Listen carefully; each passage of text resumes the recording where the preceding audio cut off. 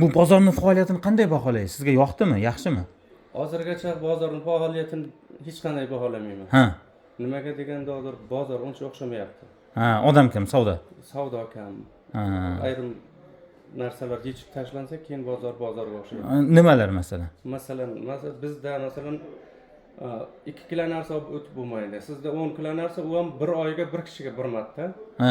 Bizga lekin 2 kilo narsa o'tib bo'lmaydi. Kuniga 4-5 marta kirib chiqsa ham bo'ladi.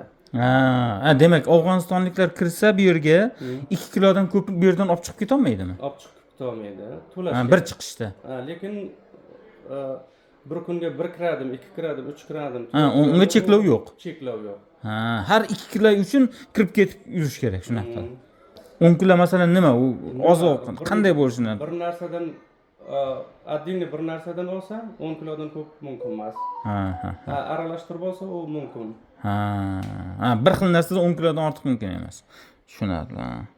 Endi o'ylaymizki, hukumatlar o'zaro kelishib, gaplashib, muzokara qilib, hali yaxshi bo'lib ketsa kerak. Yaxshi, yangi bozorda. Ha, yangi asta-asta o'rganadi. Hozir umidimiz uncha yo'q, lekin Kelajakda yaxshi yaxshi bo'lib ketishi mumkin. degan umiddamiz.